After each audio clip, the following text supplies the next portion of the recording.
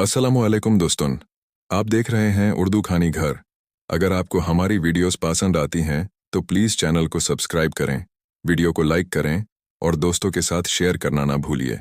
आपका छोटा सा सपोर्ट हमारे लिए बहुत बड़ा हौसला है। आमिर कई दिनों से फरीहा के साथ एक छत तले रह रहा था, क्योंकि वो किसी काम के सिलसिले में उनके घर आया था। फरीहा एक खूबसूरत लड़की थी, जिसके साथ कोई भी मर्द अपनी खुशकिस्मती समझ सकता था। मगर फरीहा के शौहर हसन की आंखें शायद देखने के काबिल नहीं रही थी। उसका दिल एहसास से आरी हो चुका था। आमिर को फरीहा से हमदर्दी होने लगी। 4 बजे चुके दी और वो काफी देर से सड़कों पर घूम रहा था। उसने गाड़ी का रुख फरीहा की एक दोस्त के घर की तरफ किया और वहां से फरीहा को घर ले आया। घर पहुंचने के बाद फरीहा काम में मशगूल हो गई और आमिर भी ज्यादा देर तक अपने कमरे में रहा। रात का खाना दोनों ने साथ खाया और फिर आमिर अपने कमरे में चला गया। 10 बजे चुके थे और वो सोने के लिए लेता ही था कि दरवाजे पर हल्की सी दस्तक हुई। दरवाजा थोड़ा सा खोलकर फरीहा ने अंदर झांका और कहा, मैं अंदर आ जाऊं। आमिर ने सिर हिला दिया। फरीहा फिर शर्मीली सी होकर बोली, मैं थोड़ी देर यहीं बैठ जाती हूं, मुझे नींद नहीं आ रही और थोड़ा डर लग रहा है। फरीहा रेशमी गाउन पहने कमरे के एक कोने में खड़ी थी। बाल पोनीटेल में बंधे हुए कसमास आ रहे थे और पलकें अर्जून पर लारज रही थीं। आमिर ने भरी खुमार आलोद आवाज में कहा, तुम जाओ अपने कमरे में, मैं वहां आता हूं। फरीहा बाहर निकाल गई। आमिर उठा और तपते हुए चेहरे के साथ उसके कमरे की तरफ बढ़ा। फरीहा वापस अपने कमरे में चली गई तो आमिर आहिस्तगी से उठा और चप्पल पहनकर उसके दरवाजे की तरफ गया। उसके बड़ान पर छातियां सी रेंग रही थीं। दरवाजे के सामने खड़े होकर उसने लंबी सांस ली और दरवाजा हल्के से धकेला।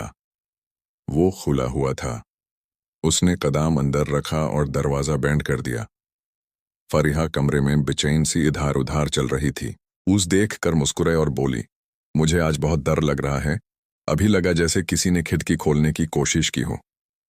आमिर बोला, तुम्हें खमखा वहम हो गया है फरीहा, यहां कोई नहीं है और कोई अंदर नहीं आ सकता। डरने की कोई जरूरत नहीं, वैसे भी मैं यहां हूं, तुम आराम से सो जाओ। वो आगे बढ़ा और बेड की तरफ इशारा करते हुए बोला, यहां ले तो। फरीहा ने आमिर को देखा। उसकी निगाहों में एक अजीब खुमार था। वो झिझकती हुई बेड पर लेट गई। आमिर ने उसे देखा। वो वाकई बहुत खूबसूरत थी। नरम गुलाबी रुखसार, सियाह आंखें और फूल जैसे होंठ। आमिर को लगा कि वो फरीहा को पसंद करने लगा है। पहले तो बस उसकी खूबसूरती पर फरेफ्ता हुआ था, मगर अब दिल में कुछ और जग रहा था। मगर फरीहा तो शादीशुदा थी और हसन आमिर का करीबी दोस्त। वो उनके घर मेहमान नवाजी के लिए कुछ दिन रुका था। कल या परसों उसे वापस जाना था, कभी ना लौटने के लिए। फरीहा सुकून से लेती हुई थी, बेखबर कि उसका शौहर इसी शहर में किसी और हसीना के साथ था और जल्द ही उसे तलाक देने वाला था। उससे परवाह नहीं थी कि फरीहा का क्या बनेगा। आमिर ने धीरे से पूछा, हसन से बात हुई तुम्हारी? फरीहा बोली, हाँ, सुबह 10 बजे के करीब फोन किया था। अच्छा, क्या बात हुई? ज्यादा कुछ नहीं, कह रहे थे कुछ दिन तक नहीं आ पाएंगे, काम बहुत है। आमिर ने अफसोस से उसे देखा। हसन की बेवफाई ने आमिर के लिए रास्ता बना दिया था। अगर हसन उसे तलाक दे देता तो आमिर उसे शादी कर सकता था। उसके दिल में फरीहा के लिए बेपाना मोहब्बत उभर आई थी। उसने सोचा, अगर हसन इसे छोड़ देता है तो अच्छा होगा। वो उसके पास तकिए पर सर रखकर उसे देखता रहा जब तक वो नींद में चली गई। सुबह 8 बजे आमिर घर से निकल गया जब फरीहा सो रही थी। वो हसन की कर लेकर निकला और एक होटल के डाइनिंग हॉल में जाकर नाश्ता ऑर्डर किया। हसन को फोन मिलाया। कई बार कोशिश की मगर कॉल रिसीव नहीं हुई। उसके ज़हन में बहुत से ख्यालत चल रहे थे। उसके वालिद ने उसे इस्लामाबाद से एक प्लॉट का मसला हल करने के लिए भेजा था, मगर वो फरीहा के जज्बात में उलझ गया था। रात भर वो फरीहा के कमरे में रहा था और सुबह तक उसके ख्यालत में गुम सो गया था। अब वो समझ नहीं पा रहा था कि उसका दिल क्या चाहता है। था कि यह फ़कत हमदर्दी का जज्बा था या वाकई इसका दिल हरजाई हो गया था।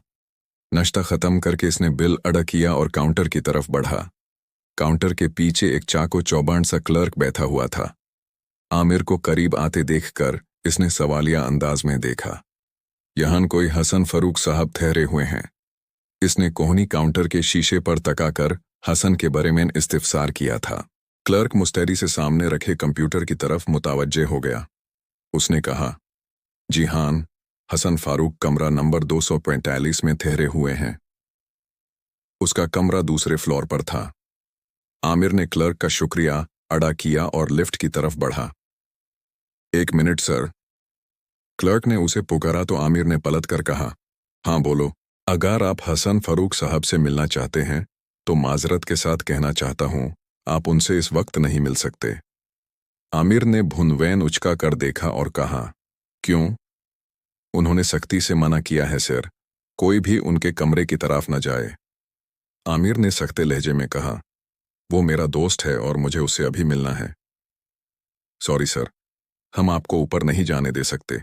हम क्लाइंट्स की प्राइवेसी का ख्याल रखने के पाबंद हैं। वो तुत करता हुआ आमिर बुरा समून बना के बाहर आ गया। यकीनन वो रात भर जागने के बाद बेड मास्ट होकर सोया होगा और सोने से पहले होटल स्टाफ को डिस्टर्ब ना करने को कहा होगा। ये भी हो सकता था कि यूं आमिर के आने का अंदाजा पहले से हो और उसने उसका सड्डेबाब कर दिया हो। करी में चंद लम्हे बैठने के बाद इसने असलम रहमानी, प्रॉपर्टी डीलर, का नंबर डायल किया और फोन कान से लगा लिया। कुछ सेकंड्स बाद कॉल रिसीव हुई और एक खड़खड़ती हुई मर्दाना आवाज सुनाई दी। आमिर ने आवाज से अंदाजा लगाया कि बोलने वाले की उम्र 40 से 45 के दरमियान होगी। जी, असलम रहमानी बोल रहा हूं। कौन बात कर रहा है? मैं आमिर दौद बोल रहा हूं। रहमानी साहब, इस्लामाबाद से आया हूं। उम्मीद है पहचान लिया होगा। दूसरी तरफ चंद लम्हे खामोशी छाई रही। जी, कैसे याद किया अपने इस खदीम को? रहमानी की आवाज आई। प्लॉट का जो मामला उलझ गया था उसे सुलझाने आया हूं रहमानी साहब। आधी रकम अदा की जा चुकी है और बाकी की 1.5 करोड़ की रकम मैं अदा कर दूंगा और प्लॉट का कब्जा ले लूंगा। दूसरी तरफ फिर खामोशी छाई रही। देखिए, यह इतना आसान नहीं है। वो प्लॉट बेचने का इरादा मैंने तर्क कर दिया है। मैं माजरात ख्वाह हूं। आमिर ने झुंझला कर कहा, यह कैसे कर सकते हैं? अब वो जगह फाइनल हो गई थी और कागजात पर दस्तखत भी हो गए थे। अब घर आ जाइए, मैं बताता हूं। उम्मीद है आपकी शिकायत दूर हो जाएगी, रहमानी ने कहा। ठीक है, मैं आता हूं, आमिर ने कहा और कॉल कट कर दी। गाड़ी स्टार्ट करके रहमानी के बंगले के मैं गेट पर आया, हॉर्न बजाया और गेट खुलने पर गाड़ी अंदर ले गया। सुबह के 10 बज रहे थे। असलम रहमानी ने करोबरी खुशमिजाजी से इसका इस्तकबाल किया और ड्राइंग रूम में ले आया। जी आमिर साहब, क्या लेंगे, चाय या कुछ और? वो मुस्कुराया। आमिर ने कहा, शुक्रिया, लेकिन मैंने थोड़ी देर पहले ही नाश्ता किया है। नहीं, अब आप आए हैं तो कुछ अदाब मेहमानी हमें भी निभाने दीजिए, वो बोला और अपनी बीवी को पुकारा। बेगम, कहाँ हो भाई? मेहमान आए हैं, कुछ चाय पानी पिला दो। आमिर ने माना करना चाहा, मगर उसने फिर बीवी को बुलाया। इस लम्हे एक दरवाजे से एक बेहद खूबसूरत जवान औरत उलझे बालों को संभालते हुए बाहर आई। आमिर की निगाहें उस पर उठी और पलटना भूल गई। वो फरीदा थी। उसने कल ही उसे हसन के साथ गरी में जाते देखा था और चंद दिन पहले उसी को किसी सुहेल नाम के मर्द के साथ भी देखा था।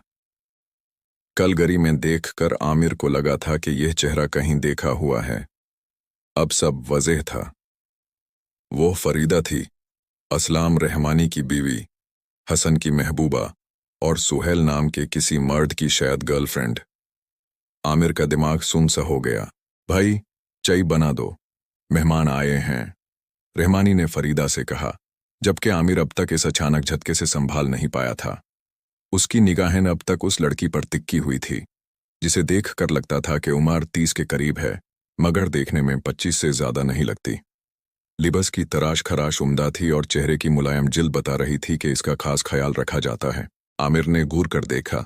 वो बेहद जावन और हसीन थी, जबकि असलम रहमानी उसके मुकाबले में बूढ़ा लगता था। उनके दरमियान उम्र का गहरा फर्क था। पता नहीं उनकी शादी कैसे तय पाई होगी, लेकिन शादी के बाद जो कुछ हो रहा था वो आमिर के इल्म में आ चुका था। फरीदा के एक नहीं कई चक्कर चल रहे थे।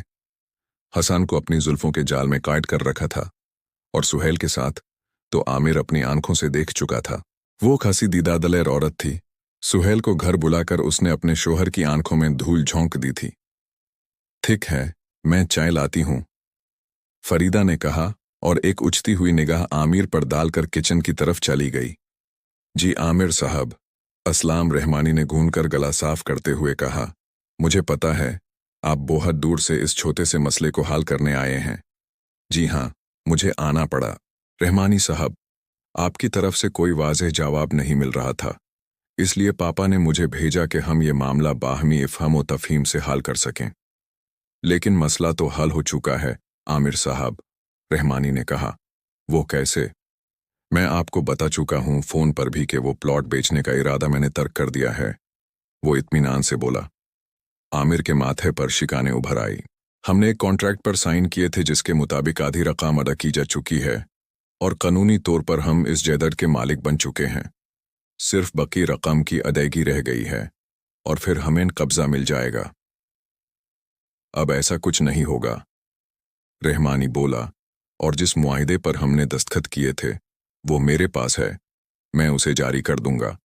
आप लोगों ने जो रकम अदा की थी वो भी कुछ अरसे में मिल जाएगी, फिलहाल मेरे पास नहीं है, रहमानी ने कहा और आमिर को देखकर मुस्कुराया। यह वादा खिलाफी है। आमिर के हाथ सोफे के हथे पर कस गए। उसे गुस्सा आ रहा था इस अय्यर आदमी पर जो अपने अल्फाज से मुकर रहा था। बात सिर्फ प्लॉट की नहीं थी, वह जगह उसके पापा के एक दोस्त की थी। यह वो जगह थी जिसे रहमानी ने खरीद लिया था। पापा पहले से इस जगह में दिलचस्पी रखते थे। रवि रोड की यह लोकेशन उन्हें बहुत पसंद थी। यह वादा खिलाफी नहीं है आमिर साहब, वो जगह मेरी है, मैं जिसे चाहूं दूं, रहमानी ने कहा।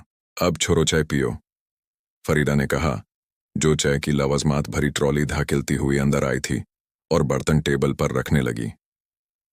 यह तो वादा खिलाफी ही है रहमानी साहब, कानूनी तौर पर हम ही इसके मालिक हैं, आमिर ने तौलखी से कहा। उसका चाय पीने का बिल्कुल दिल नहीं था। अब चाय पी लो, रहमानी ने कहा, मगर आमिर उठ खड़ा हुआ।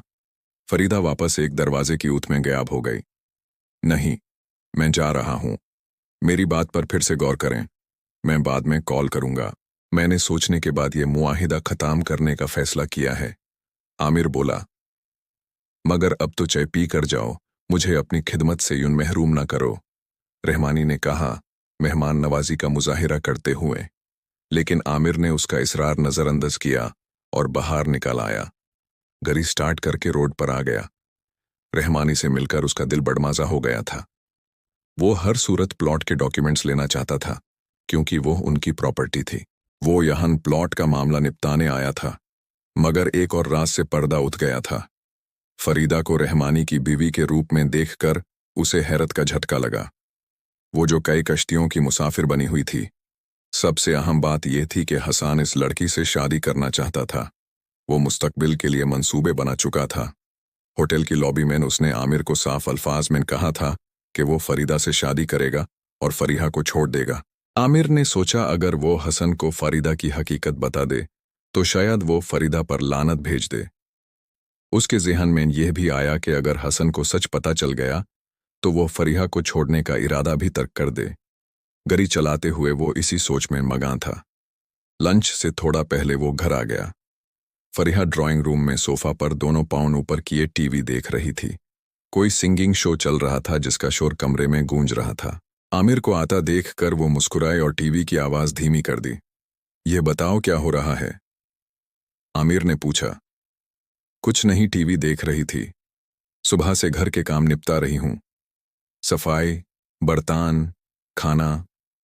अब फुर्सत मिली तो टीवी देख रही हूं, फरीहा ने कहा। आमिर उसकी बातें दिलचस्पी से सुनता रहा। गंदुमी रंग के सादगी भरे सूट में वो हमेशा की तरह बहुत प्यारी लग रही थी। उसके बाल झुर्रे में बंधे थे, चेहरा बगैर मेकअप के भी चमक रहा था। फिर फरीहा बोली, अब काम हो गया ना? काम अभी नहीं हुआ, मगर हो जाएगा, आमिर ने यकीन से कहा। रहमानी से मुलाकात हौसला शिकान थी, लेकिन उसे यकीन था कि वो डॉक्यूमेंट्स निकलवा लेगा, चाहे उंगली टेढ़ी ही क्यों ना करनी पड़े। अच्छा, आपने लंच नहीं किया होगा, मैं खाना लगा देती हूं, फरीहा बोली और किचन की तरफ चली गई। आमिर भी हाथ धोकर टेबल पर आ गया। फरीहा ने खाना सजाना शुरू कर दिया। खुशबू से कमरा भर गया था। तू नहीं खाएगी? आमिर ने पूछा। नहीं, मेरा दिल नहीं कर रहा, उसने उदासी से कहा। क्यों, क्या हुआ? बस दिल नहीं कर रहा। ऐसे नहीं चलेगा फरीहा। आओ, मेरे साथ खाना खाओ, आमिर ने कहा। फिर उसने पूछा, हसन से बात हुई तुम्हारी? नहीं, उसने सिर झुका कर कहा। आमिर के दिल पर चोट लगी। शायद वो अपने शोहर को मिस कर रही थी और उसके राब्ता न करने से उदास थी। और बात कर लो ना, वो काम में मसरूफ होगा, आमिर ने कहा उसका दिल रखते हुए। ठीक है, करती हूं। फरीहा अपने रूम में चली गई। आमिर कुर्सी पर चुपचाप बैठा रहा, लेकिन अब उसका दिल और भूख दोनों मर गए थे। कई दफा भूख का तल्लुक हमारे एहसासत से होता है। गम और उदासी के लम्हों में भूख खत्म हो जाती है। कुछ देर बाद फरीहा फोन लेकर आई। जी, वो यहीं मौजूद हैं, अब बात करें उनसे। आमिर ने फोन लिया। कैसे हो आमिर? हसन की आवाज में कुछ कमी थी। खैरियत से हूं, तुम सुनाओ, कब आ रहे हो कराची? आमिर ने कहा ताकि फरीहा सुन सके। हसन हंसकर बोला, एक ही दिन बाकी है, कल सुबह की फ्लाइट से आ रहा हूं।